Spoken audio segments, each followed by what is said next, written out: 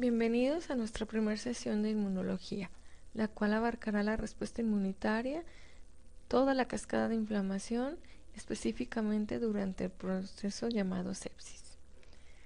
En nuestro primer caso, tenemos un paciente masculino de 29 años con datos claros de respuesta inflamatoria a nivel sistémico, como puede ser la presencia de fiebre, mialgias, artralgias, ataque al estado general, dolor, hipotensión arterial, taquipnea, taquicardia y una saturación arterial de oxígeno menor a la esperada para su edad.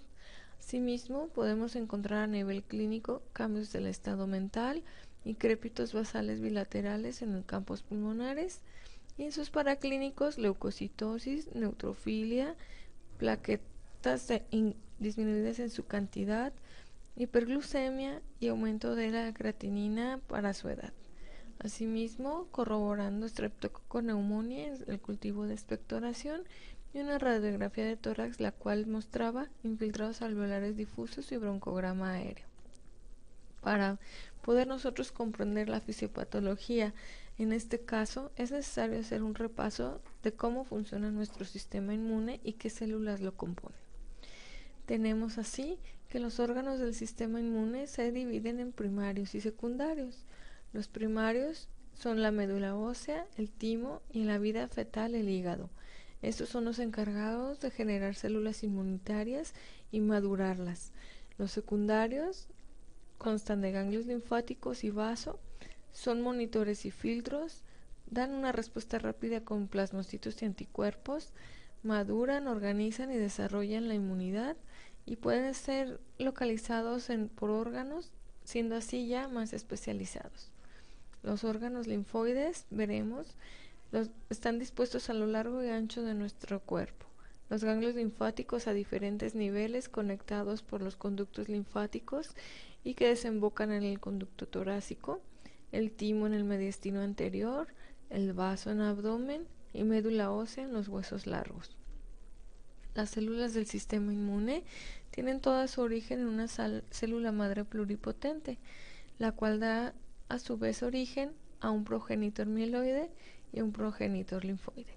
En la serie mieloide, esta célula dará origen a eritrocitos, plaquetas y las células inmunitarias como lo son basófilos, eosinófilos, monocitos y neutrófilos, así como las células dendríticas inmaduras. La serie linfoide dará origen a las natural killer, linfocitos T, linfocitos B. Los linfocitos T tienen que pasar obligatoriamente por timo para adquirir madurez. Asimismo, los linfocitos B podrán diferenciarse en células plasmáticas si así es requerido. En tejidos vamos a encontrar células especializadas como macrófagos, mastocitos y células dendríticas. La respuesta inmune consta de dos etapas, la que a su vez se utilizan para clasificarla. La inmunidad innata, que es de rápida respuesta, y la inmunidad adaptativa, que es de lenta respuesta y requiere de tiempo y exposición para lograr así memoria inmune. Asimismo, las dos tienen sus células bien específicas, pero que a la vez en un intrincado sistema de comunicación entre ellas se traslapan una sobre otra en algún punto de la respuesta inflamatoria. La inmunidad innata está presente al nacer, es de primera línea, de por vida, no tiene especificidad, carece de memoria, se vale de anticuerpos para ser específica en momentos secundarios de la vida. Darán origen a respuestas ante piógenos, hongos y parásitos multicelulares.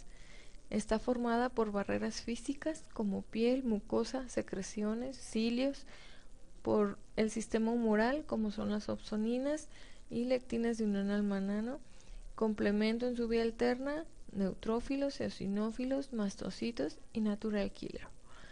La adquirida, adaptativa o específica está ausente al nacer, pero aumenta con la edad y con cada exposición. Tiene especificidad y tiene memoria. Hace frente a bacterias, microorganismos infectantes intracelulares, virus, protozoos y están presentes en la secreción de productos en la forma de anticuerpos. Se valen del complemento excepto en su vía alterna y son las encargadas de secretar células como linfocitos T y B. Recordando, el neutrófilo hace frente a bacterias y hongos, tienen capacidad migratoria y tienen receptores específicos. Se encargan de fagocitar, liberar enzimas proteolíticas, producir citocinas, liberar radicales libres.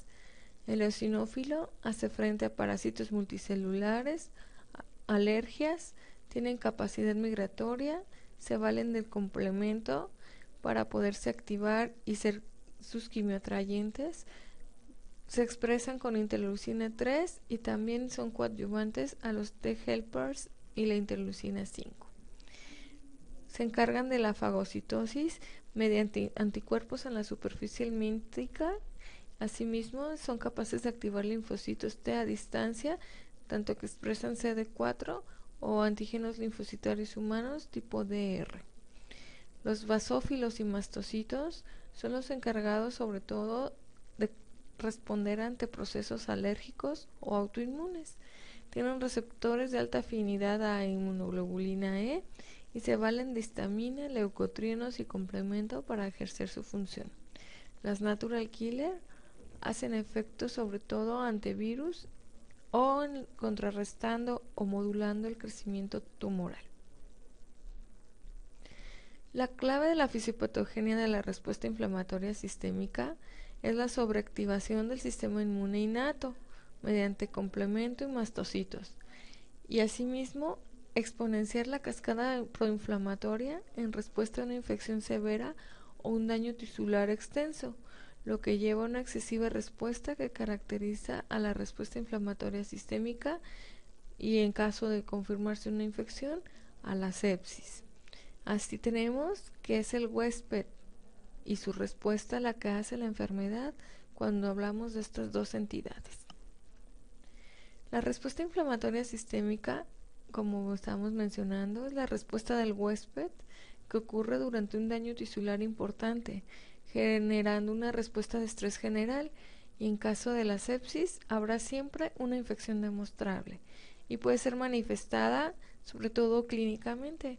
Así tendremos cambios en la frecuencia cardíaca, tanto con bradicardia como taquicardia, cambios en la frecuencia respiratoria, predominando la taquipnea, cambios en la temperatura, predominando fiebre, pero también puede ser con hipotermia, leucocitosis, pero también leucopenia, y a nivel de gasometría arterial predominantemente tendremos datos de hipocapnia, que es la disminución de la presión arterial de CO2, o de hipoxemia, que es la disminución de la presión arterial de oxígeno.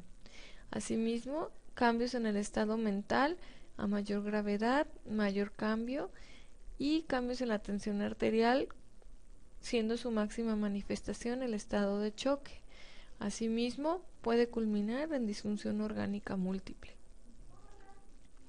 Veremos lo que ocurre cuando tenemos un primer golpe.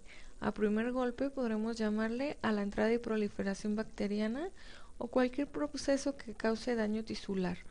Así tendremos que el reconocimiento será primariamente por la inmunidad innata y tendremos las diferentes vías de la cascada de la inflamación con la señalización, activación de células inmunes, quimiotaxis de células inmunes, opsonización y fagocitosis de los gérmenes que se trate o los antígenos que se traten, y la activación de mastocitos.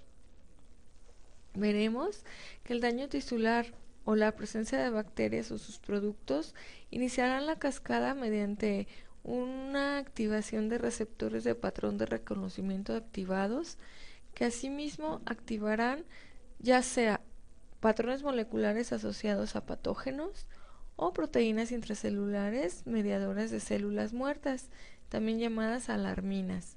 Estos serán por tejido dañado.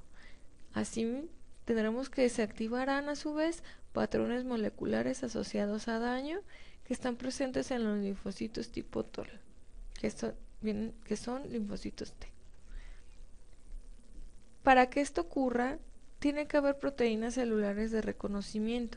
En el caso de los diferentes tipos de gérmenes que conocemos como cándidas, que son hongos, bacterias gram negativas o gram positivas, veremos que son diferentes las proteínas que darán pie a la manifestación de los linfocitos tipo TOL. Así tendremos que cada tipo proteico activará un linfocito tipo TOL, como se muestra en esta gráfica. Los más frecuentes son los receptores de manosa para hongos, las proteínas NOT1 y 2 de las bacterias gram negativas, las caspasas para los virus, lipopolisacáridos para los gram negativos, péptidoglicanos para gram positivos y flagelina para las bacterias que se encuentran flageladas. ¿Pero qué son los linfocitos tipo TOL? Son linfocitos T que se subdividen a su vez en grupos para cada tipo de receptor, que son 2, 4, 5 y 9 los más significativos. Tienen la mayor activación de los DAMs, como ya vimos previamente, y mayor estimulación de células inmunes y magnifican la respuesta inflamatoria. Activan complemento, se retroalimentan de manera negativa con el complemento 5 activado. Es el principal mediador de producción de citocinas y generador de lo que veremos posteriormente llamada tormenta de citocinas. Activan las plaquetas de manera intravascular y activan asimismo la presencia de neutrófilos intravasculares.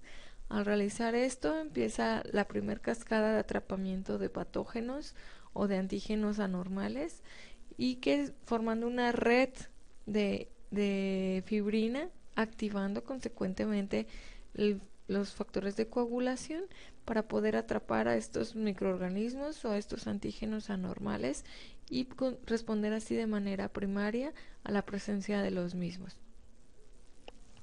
El complemento tiene su máxima expresión sobre todo a nivel del complemento 5 activado, que es un inmunorregulador más potente, pero como recordarán hay diferentes proteínas de complemento y también el complemento 3 activado tiene importancia en esta cascada. Son encargados de la opsonización, activan la cascada de la coagulación, estimulan la producción de citocinas y estimula la producción de factor inhibitorio de migración de macrófagos, OMIF. El factor inhibitorio de migración de macrófagos es un pivote en la regulación de la inflamación sistémica y local. Es secretado por los leucocitos principalmente y es inducido por endotoxinas, exotoxinas, productos bacterianos, la expresión de factor de necrosis tumoral, interferón gamma o el complemento 5 activado.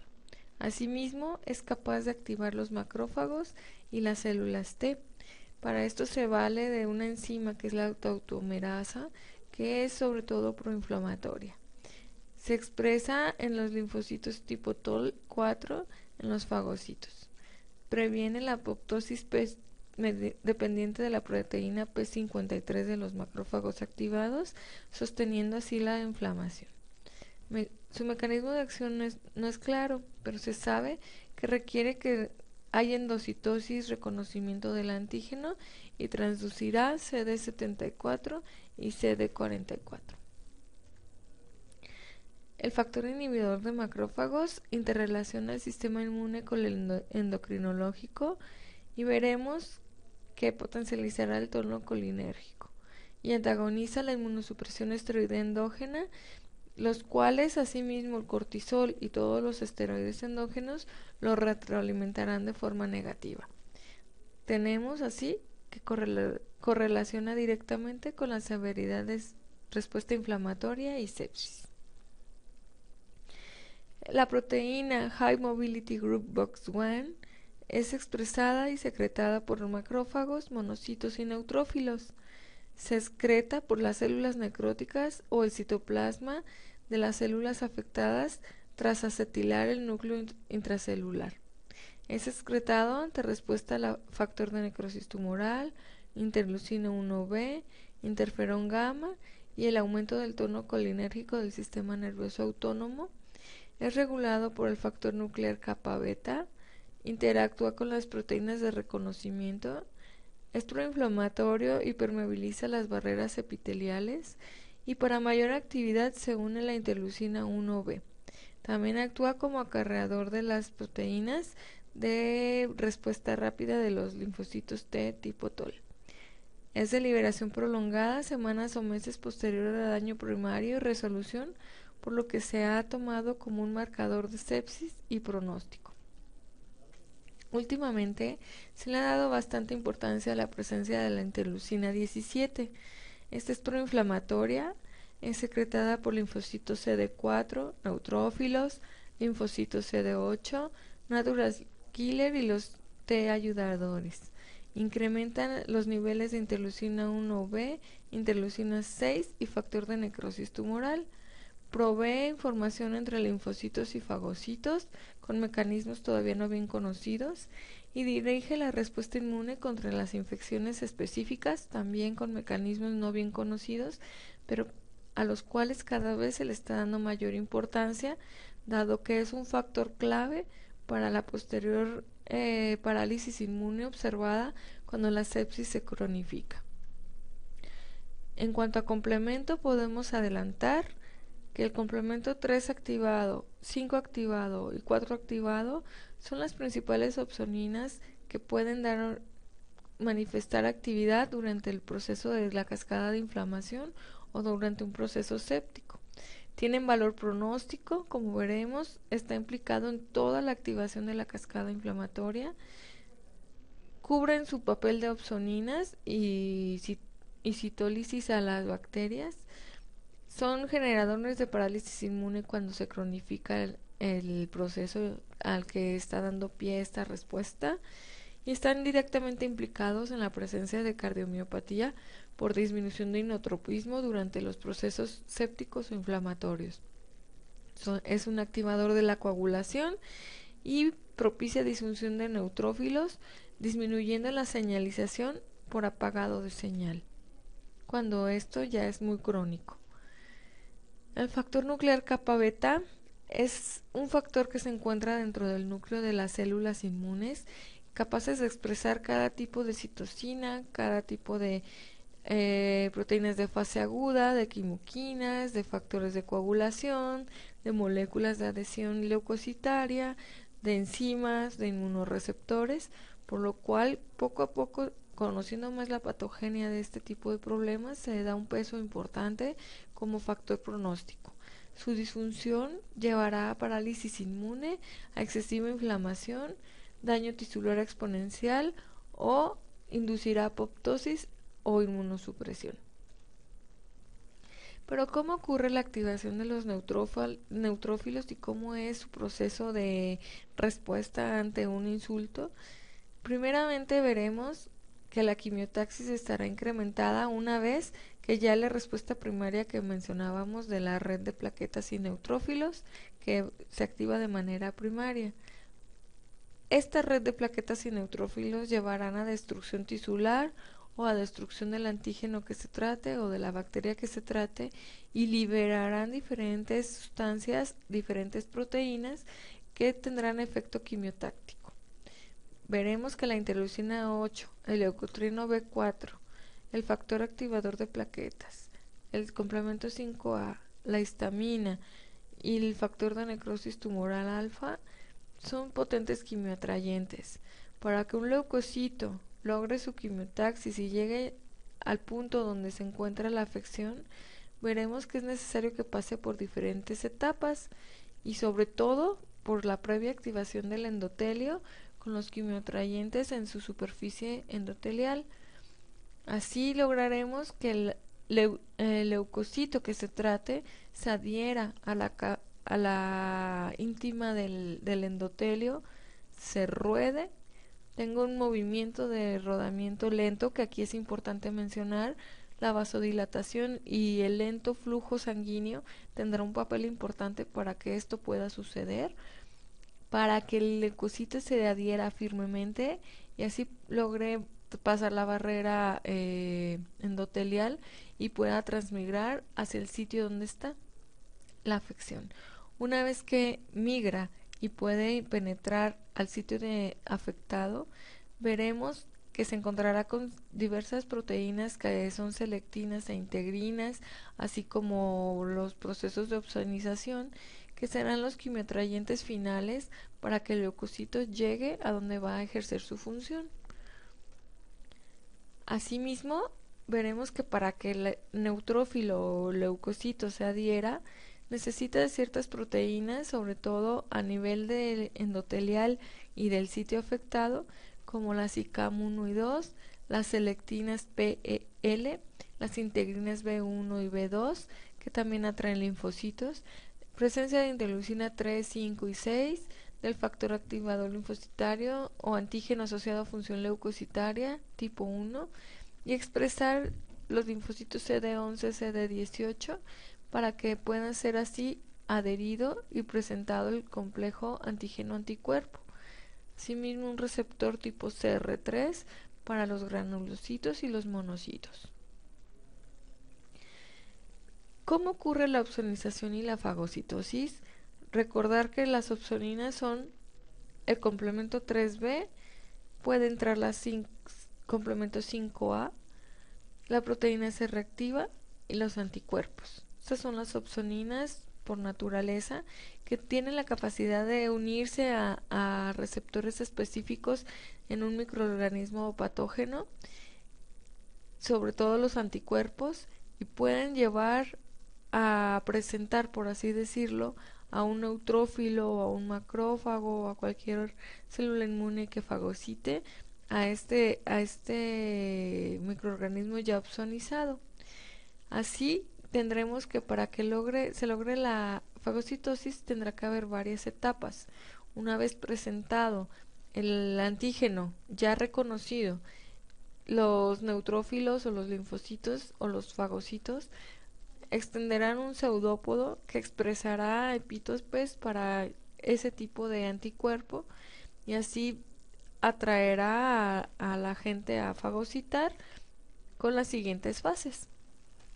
Primero ocurre la quimiotaxis, luego la adherencia, posteriormente la ingestión, la digestión y ahora sí el proceso en el cual ya está muerto el antígeno y ya encapsulado y digerido.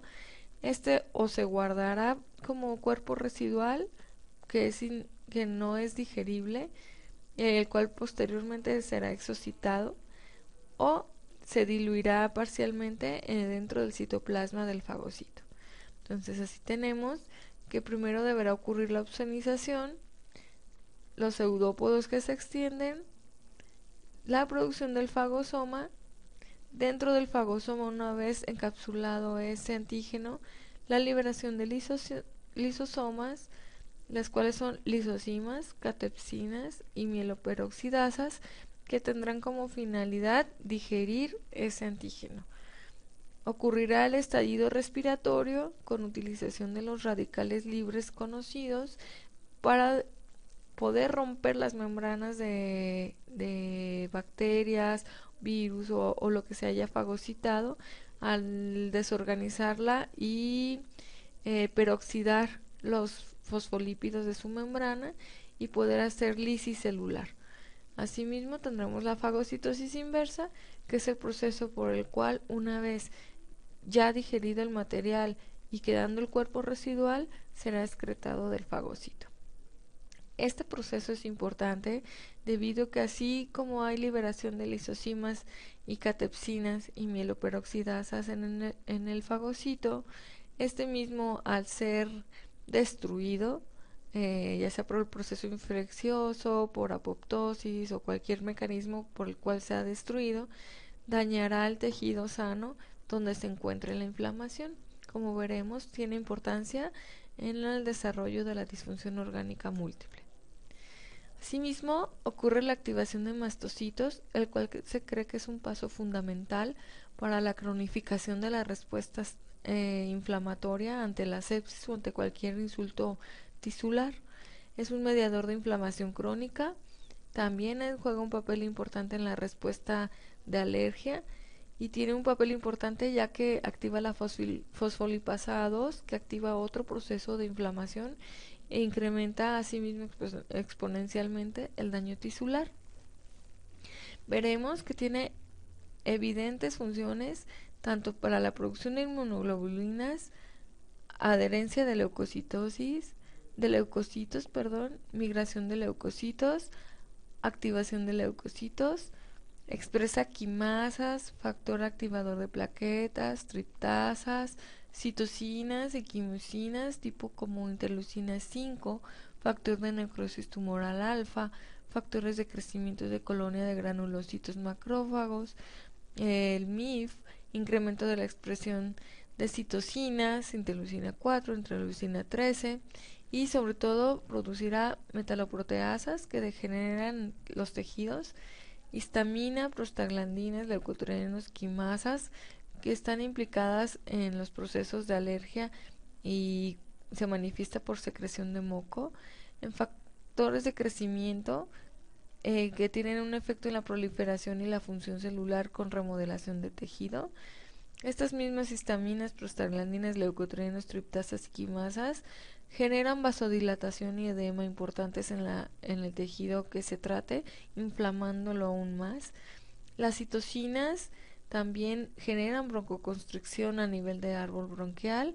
Asimismo, las histaminas, las prostaglandinas y los leucotrienos generan estimulación al sistema nervioso, tanto autónomo como de local en el endotelio, provocando vasodilatación, isquemia y broncoconstricción. Como vemos, la activación de mastocitos degenerarán también los liposacáridos de la membrana tisular o bacteriana, y además de degranularse, liberarse y producir la histamina, activará la fosfolipasa A2, que conjugándose con los liposacáridos de esta membrana tisular dará pie a la activación de varias enzimas o varios procesos, como es el del ácido araquidónico, activando la ciclooxigenasa y la lipoxigenasa. La vía de la ciclooxigenasa dará pie a que tromboxanos y prostaglandinas sean producidos, la lipoxigenasa a que los leucotrienos sean producidos y se expresen o sean quimioatrayentes tanto a neutrófilos, a linfocitos o a macrófagos. Así veremos que la vasodilatación también se verá favorecida por la producción de óxido nitroso y favorecerá la migración leucocitaria y la aparición de fiebre. La activación de la fosfolipasa A2 también influirá en que el factor activador de plaquetas lisogliceril active a la acetiltransferasa y así se active el factor activador de plaquetas, y este tendrá un componente de función en el músculo liso también, lo que dará pie a broncoconstricción, aumento de la permeabilidad vascular, a la activación plaquetaria y a la activación de neutrófilos. Los lípidos libres de esas membranas que fueron destruidas serán generadores de dolor y broncoconstricción por sí mismos. Toda esta cascada podrá explicar las manifestaciones cuando ya un paciente llega a choque con hipoperfusión profunda, hipotensión arterial importante, hipoxia, cronificación de la inflamación, disfunción orgánica, y manifestará la potencialidad de secuelas. A este nivel fue toda una respuesta mediada por la inmunidad innata, pero llega un momento en que la inmunidad adquirida es activada, y esto es cuando el antígeno es presentado al ganglio linfático local, se produce un complejo antígeno-anticuerpo y entonces entra en juego el complejo mayor de histocompatibilidad. Aquí, los linfocitos TH que son reclutados por las células dendríticas que ya reconocieron el antígeno se diferenciarán y manifestarán sus diferentes maneras de producir inmunidad. Se manifestarán o se dividirán en TH1, TH2 y toda la serie de los linfocitos TH17. La producción de anticuerpos específicos a los antígenos presentados ocurrirá a partir de esta fase, así como el desarrollo de la memoria inmune. Y tendremos que el paciente resolucionará su problema o se cronificará debido a la potencialización proinflamatoria o lo que llamamos segundo golpe. El segundo golpe llevará a su vez a la activación de otras vías inflamatorias que cronificarán la respuesta inmune. Segundo golpe puede ser una inflamación nueva por daño tisular, por diferentes mecanismos a los que esté expuesto el paciente, por comórbidos del paciente o complicaciones que nuevamente propicien la cadena de proinflamación, la más común, una infección nosocomial, y que casi siempre será por gérmenes oportunistas. Asimismo, se potencializará la respuesta inflamatoria hasta el paso que ya vimos y podrá resolucionarse y llevar a memoria inmune, o podrá progresar y cronificarse y llegar hasta la disfunción orgánica múltiple o a una adaptación del sistema inmune llamado CARS, o incluso a la inmunoparálisis con anergia. Este es un esquema donde vemos lo que ocurre cuando se presenta el antígeno a las células que se encuentran dentro de los ganglios linfáticos. Veremos que la célula de presentación antigénica manifestará epítopes en su membrana celular y tendrá que presentar el antígeno al receptor del complejo mayor descompatibilidad dado, a diferentes receptores de los leucocitos, al antígeno linfocitario, a CD8, CD3, diferentes epítopes que tienen una célula T. Así veremos que se irán diferenciando de acuerdo a lo que se vaya estimulando, ya sea que el agente infeccioso vaya en un macrófago y el macrófago quede activado, ya sea que ese linfocito T ayudador se divida en ayudador 1, ayudador 2 o 17. El ayudador 1 manifestará interferón gamma e interleucina 2 y dará origen a la respuesta de origen celular, toda de linfocitos. O el T ayudador tipo 2 manifestará interleucina 3, interleucina 5 o factores de crecimiento de granulocitos macrófagos, manifestando así este tipo de células. O manifestará interleucinas 3, interleucina 4, interleucina 13, manifestándose por la producción de eosinófilos, basófilos y linfocitos B.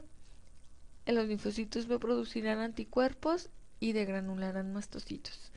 En la interleucina 4 y la interleucina 9 directamente estimularán a los mastocitos. La activación de los CD4 dependerá de los efectores de polarización y la estimulación dada.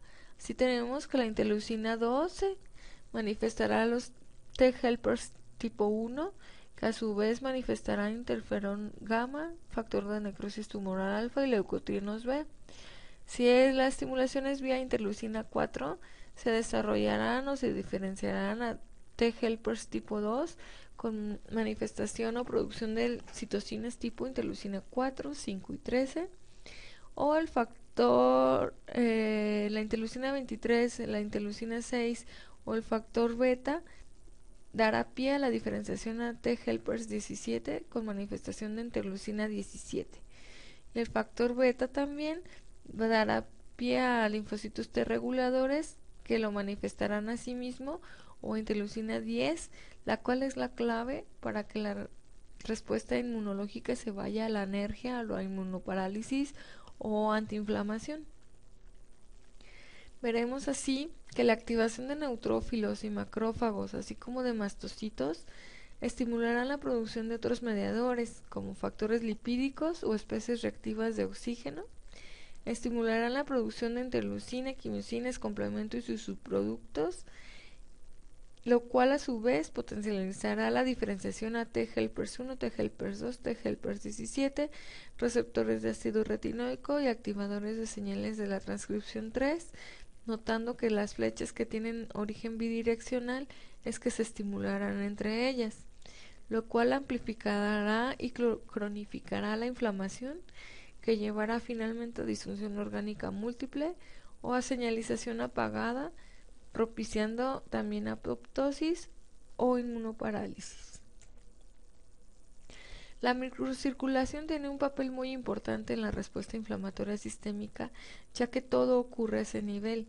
La activación del endotelio es vital tanto para el rodamiento, adhesión y transmigración de los leucocitos, manifestación de hormonas, manifestación de factores de crecimiento y manifestación de también de aporte de oxígeno, respiración, manejo de los desechos celulares o atraer oxígeno para todos los procesos celulares que se están llevando a cabo, y todo ocurre en ese nivel. Entonces, dependerá de la vasodilatación o la reactividad a vasopresores de una arteriola para manejar así los aportes o no de oxígeno, aportes o no de neutrófilos o otras células inmunológicas o incluso citocinas. Veremos que la disfunción endotelial y la microtrombosis de manera continuada llevará a disfunción orgánica múltiple, y que es fundamental la adhesión y agregación de neutrófilos en las vénulas por su flujo lento, y es donde más ocurre la vasodilatación, llamándose así a este tipo de procesos distributivos. Veremos que la activación de la trombina intra y extravascular y la activación del factor tisular llevará a un depósito paulatino y sumado de fibrina microvascular. Así, tendremos oclusiones de microvasculaturas sumadas que conllevarán a disfunción orgánica paulatinamente. Y asimismo veremos un consumo plaquetario y de factores de coagulación que podrían manifestarse por hipocoagulabilidad, desarrollando hemorragias en nuestro paciente. La coagulación intravascular diseminada es la manifestación mayor en cuanto a lo que se refiere a la microtrombosis paulatina y sumada a nivel de la vasculatura. Esta será llevada a cabo por diferentes mecanismos, donde todo conlleva una activación de la vía de coagulación, sobre todo mediada por el factor tisular, activación plaquetaria por el factor activador de plaquetas, activación de la coagulación por el complemento 5 activado y descenso de los niveles de función o de concentración de la proteína C activada, proteína S y los factores inhibitorios de plasminógeno. Esto veremos que paulatinamente conllevará a un gasto de los factores de coagulación y a tendencias hemorragíparas finalmente. Como vemos en esta diapositiva, en la presencia de endotoxinas bacterianas, virales, fúngicas o parasitarias pueden por sí mismas activar el factor tisular. Los monocitos pueden activar el factor tisular o inhibir la proteína C activada, que es nuestro anticoagulante natural. Una vez activado el factor tisular, el cual también puede ser activado por interleucina 1, factor de necrosis tumoral, y la interleucina 6, este activará al factor 8 indirectamente y principalmente al factor 7, que a su vez llevará a activación de la vía de la coagulación por la vía común del factor 10. Habrá gasto de trombina, depósitos de fibrina, la fibrinolisis estará inactivada o disminuida y esa fibrina no podrá ser removida. Esta microtrombosis llevará a fenómenos isquémicos y finalmente muerte celular y disfunción orgánica. Los activadores de trombina que podemos nosotros encontrar es la interleucina 1b, factor de necrosis tumoral, interleucina 6 y potentemente el complemento 5 activado.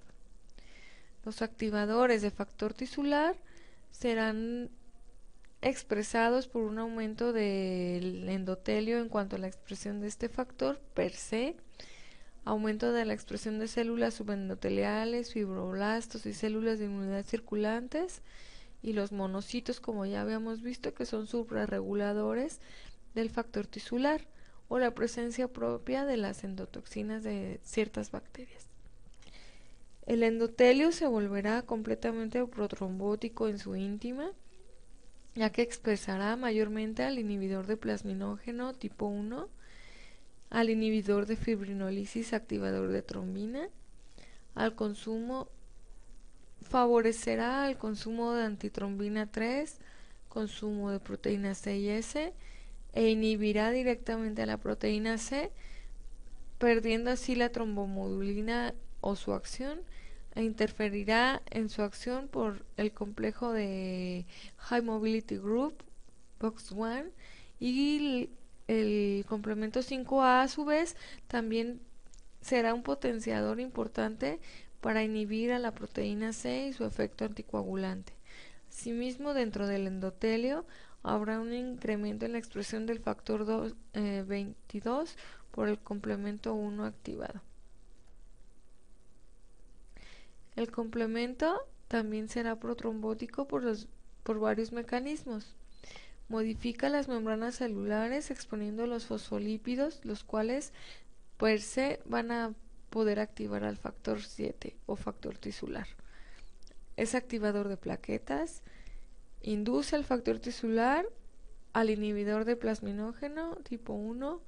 Asimismo, los leucocitos puede ser que induzcan al factor tisular, potencializará la vía de las lectinas que promueven el cambio de protrombina a trombina, y el complemento 4B quela la proteína C, también reduciendo su actividad, esto vía las serinas o la expresión de factor de necrosis tumoral y de interleucina 6. A nivel del sistema nervioso autónomo también ocurren ciertos cambios y asimismo en el sistema endocrinológico general. Vamos a ver que estos cambios van a ser también llevados a cabo por la estimulación de hipotensión o hipertensión arterial, los cofactores de interleucinas, la producción de neurotransmisores por las células inmunológicas. Va a haber una activación directa al eje hipotálamo-hipófisis, sobre todo como órgano diana las adrenales, produciendo así incremento de las hormonas contrarreguladoras al estrés, principalmente cortisol, y asimismo el sistema nervioso autónomo tendrá un papel importante en la génesis de la respuesta inflamatoria. Veremos que el sistema endocrinológico tiene un papel importante en la inmunorregulación y que las alteraciones metabólicas pueden influir tanto a carbohidratos, lípidos y proteínas. Veremos que en el sistema nervioso autónomo ocurre una serie de cambios importantes y que son directamente influyentes en la respuesta inflamatoria y directamente influyentes en las células inmunes. Cuando tenemos un tono parasimpático incrementado, cuyo mediador será la acetilcolina, veremos un aumento de expresión en los fagocitos, sobre todo porque estos expresan receptores alfa-nicotínicos. Disminuye la inflamación por disminución intracelular de síntesis de citocinas, o también llamado reflejo inflamatorio, que ocurre tardíamente durante el proceso de la cascada de respuesta inflamatoria. Asimismo, disminuye la producción del High Mobility Group Box1 y de factor necrosis tumoral, y estará inervado por el 10º par craneal, sobre todo en su rama esplénica. El tono simpático, manifestado también por sus neurotransmisores adrenalina y noradrenalina, vamos a ver que es crucial durante el desarrollo de la respuesta inflamatoria, sobre todo ante la respuesta a sepsis. Vamos a ver que se requiere un incremento en fases tempranas. Son unas hormonas magnificadoras de inflamación y que si no están presentes puede requerirse el apoyo externo, ya que al ser insuficientes y romperse el equilibrio cardiovascular, será directamente generado un mal pronóstico en nuestro paciente, ya que su déficit induce apoptosis de células adrenales medulares, y estas hormonas también pueden ser producidas por los leucocitos, los cuales expresan también receptores a catecolaminas. Así se ha visto que tiene un efecto tanto autócrino y paracrino entre las células inmunes, es decir, son un medio de comunicación entre ellas y están directamente implicadas en el aumento de la expresión del factor nuclear kappa beta. ¿Cómo inducen su efecto inmunomodulador las catecolaminas? Pues como platicábamos previamente, las células inmunes expresan receptores tanto alfa como beta.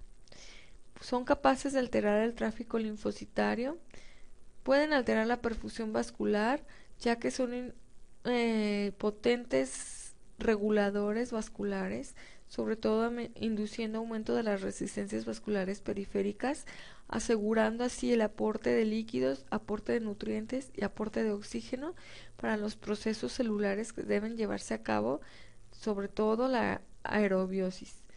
Modulan la proliferación y apoptosis celular, afectan la respuesta funcional de los leucocitos, ya que su ausencia producirá inmediatamente inmunoparálisis e incremento de la manifestación alfa-nicotínica que ya platicábamos previamente. Los alfa-adrenérgicos incrementan la producción de citocinas proinflamatorias y son capaces de alterar las células de Kupffer a nivel hepático, y en nivel hepatocítico pueden llevar a disfunción hepatocelular. Esto debido sobre todo a los procesos de cambios de la vasculatura a nivel esplénico. Estimulan crecimiento bacteriano en el sistema gastrointestinal, lo que puede manifestarse como bacteremias. Durante el proceso inflamatorio hay una redistribución de flujo mediado por las catecolaminas, produciendo vasoconstricción e incremento de la resistencia vascular periférica, asegurando así el aporte de oxígeno y flujo sanguíneo a los órganos clave de nuestro cuerpo y sacrificando un poco el intestino.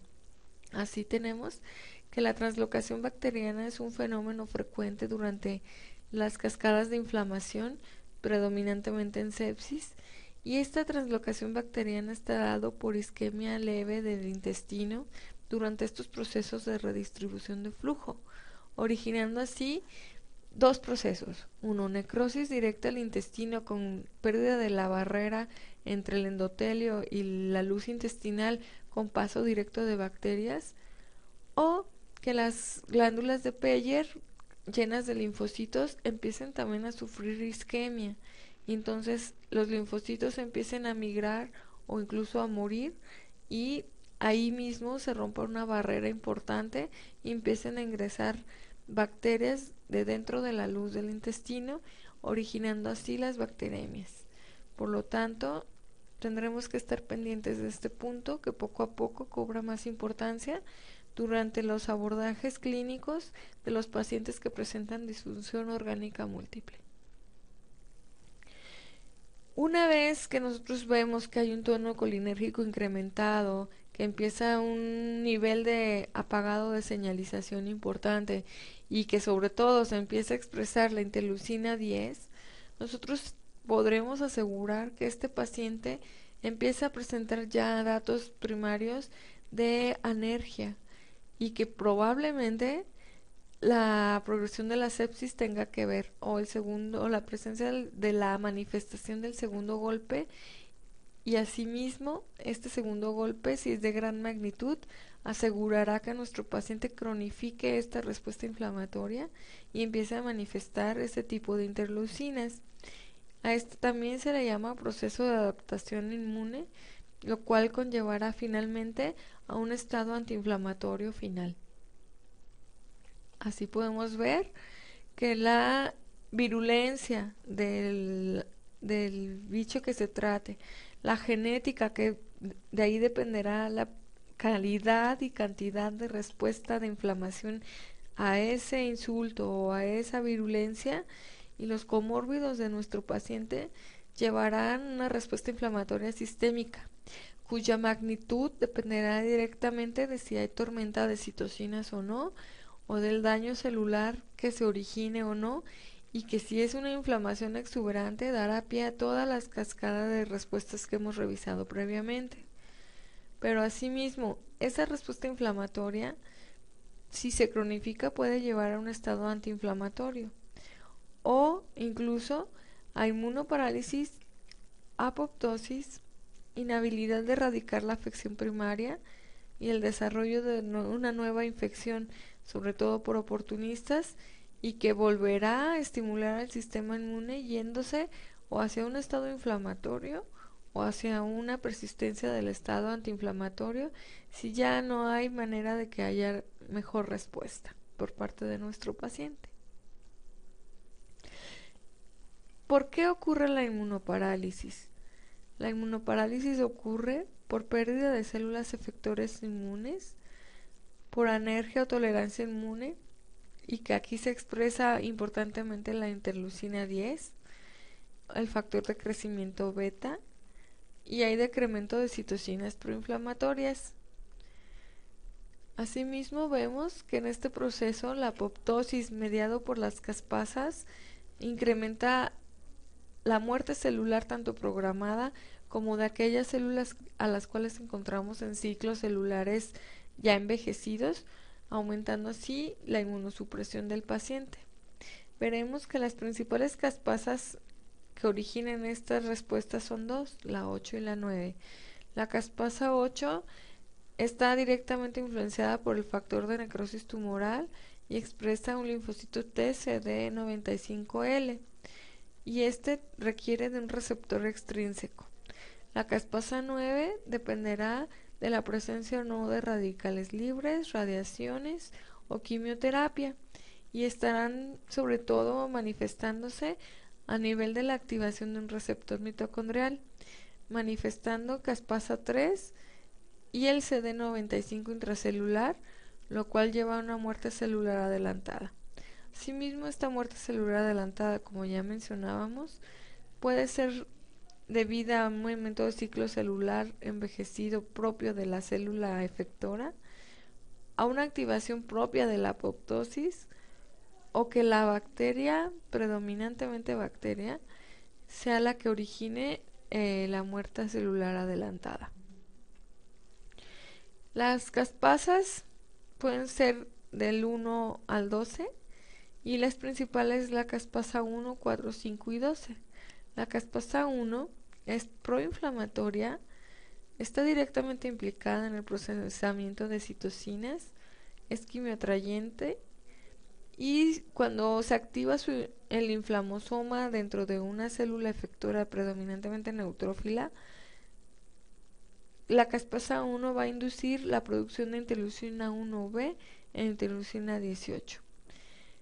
La caspasa tipo 3, como ya vimos, va a llevar a apoptosis y está completamente implicada en los trastornos de contractilidad miocárdica de las fases tardías de sepsis y en la expresión del factor de necrosis tumoral. La caspasa 12 es activada por la caspasa 1, es antiinflamatoria y es citotóxica. Así tenemos que durante el proceso que mencionábamos de inmunoparálisis o de anergia, va a haber un proceso directamente implicado por las caspasas, predominantemente manifestándose por la caspasa 12. ¿Pero qué lleva a disfunción orgánica múltiple? Además de toda la activación de la cascada previamente explicada, veremos que es directamente proporcional a la cantidad de golpes que se den y a la cantidad de tiempo que esté pasando y que nuestro paciente no recupere su homeostasis. Veremos que en una primera respuesta hay un daño, el paciente cae en choque, pero paulatinamente mediante la reanimación que nosotros estemos dando empieza a haber una recuperación, pero llega un segundo golpe por el día 10. Si el paciente es capaz de manifestar resistencia a esta respuesta inflamatoria, nosotros seguimos reanimando, dando tratamiento adecuado y se recupera, el paciente no desarrolla o incluso revierte la disfunción orgánica secundaria.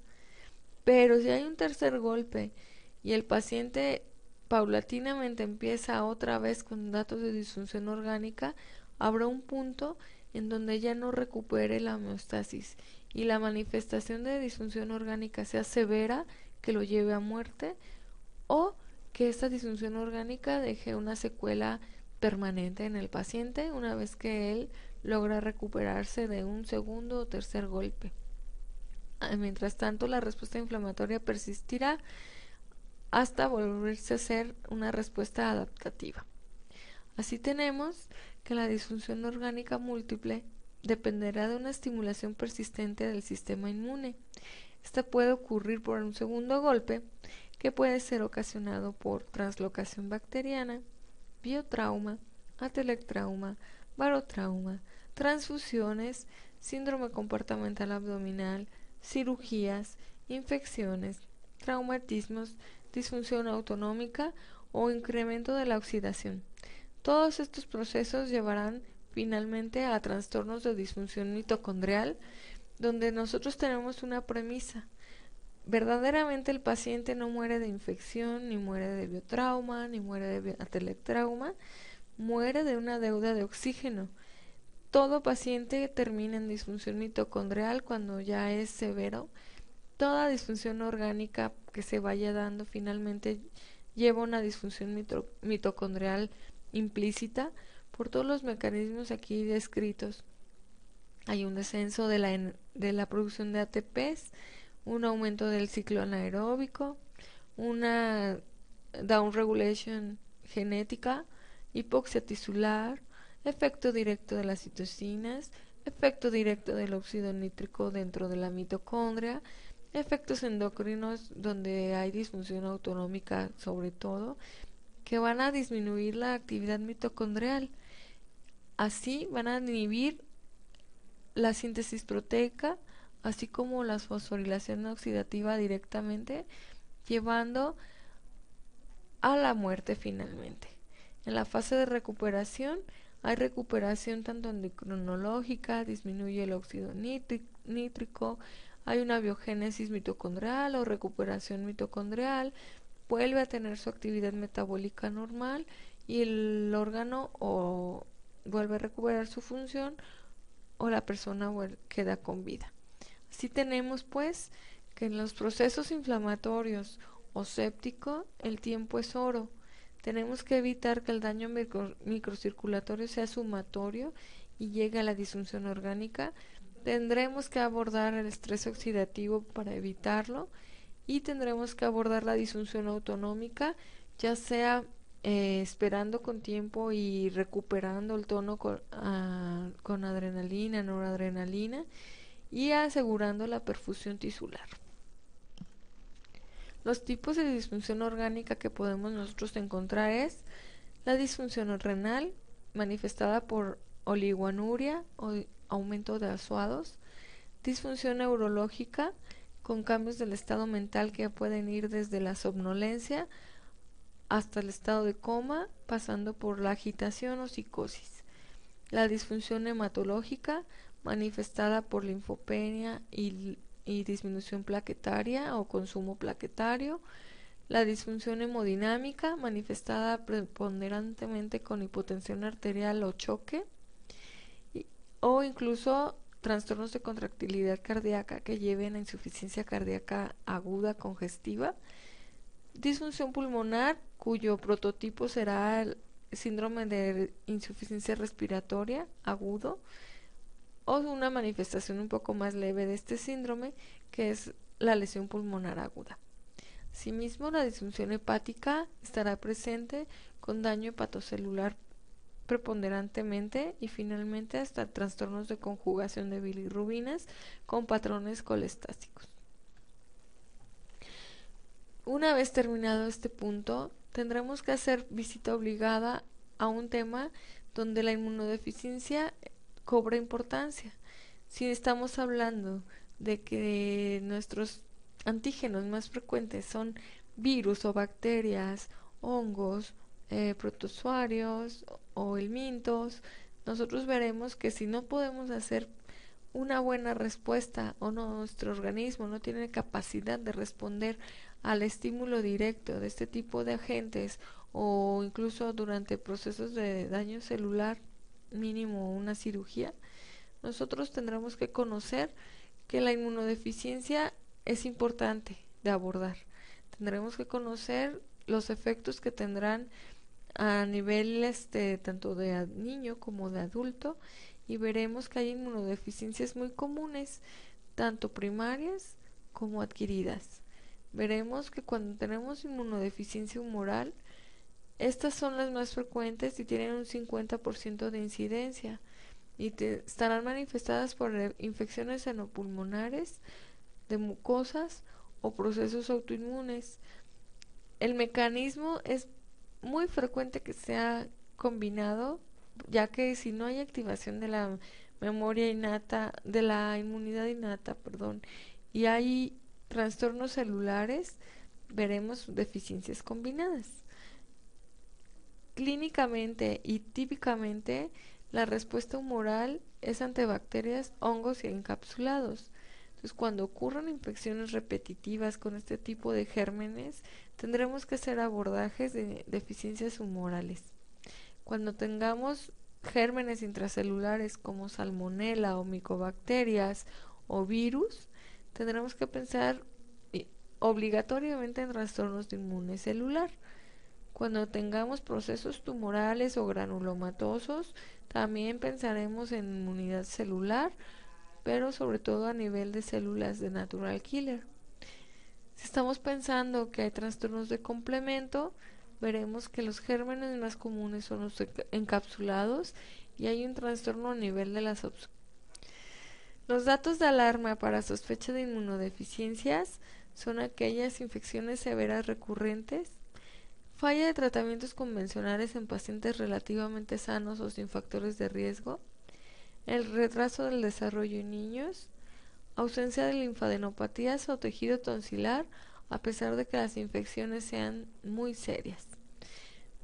Es recomendable revisar una de las bibliografías que se mencionan debajo en pie de foto de esta página, ya que abarca todas las inmunodeficiencias primarias y sus mecanismos de acción, así como los gérmenes involucrados más frecuentemente. En conclusiones, podríamos pensar que sabemos que bajo la respuesta inflamatoria hay envuelta una compleja interrelación de diferentes sistemas biológicos y tipos celulares, resultando en una severa desregulación de la red inflamatoria que es tiempo dependiente. Nuestro paciente cursa con datos de choque séptico, fundamentado en hipotensión arterial menor de 90 a 60 milímetros de mercurio, cursa con datos de síndrome de respuesta inflamatoria sistémica, como es fiebre, taquicardia, taquipnea, leucocitosis, dolor y un cultivo de expectoración positivo a Streptococcus pneumoniae que confirmó neumonía comunitaria grave, es decir, hay un proceso infeccioso bien documentado. Tentativamente se encuentra en disfunción orgánica. Al parecer hay elevación de azuados señalando a daño renal. Hay daño pulmonar ya que tiene saturación arterial de oxígeno menor a la esperada para su edad, que pudiese hacernos sospechar que cursa con lesión pulmonar aguda. La somnolencia puede ser originada por hipoperfusión tisular, dada la hipotensión arterial, o ser signo temprano de disfunción neurológica. No tiene datos para sospechar inmunodeficiencias primarias y no es posible abordar una inmunodeficiencia adquirida por no haber datos clínicos o laboratoriales que la sustenten en esta ocasión. Gracias.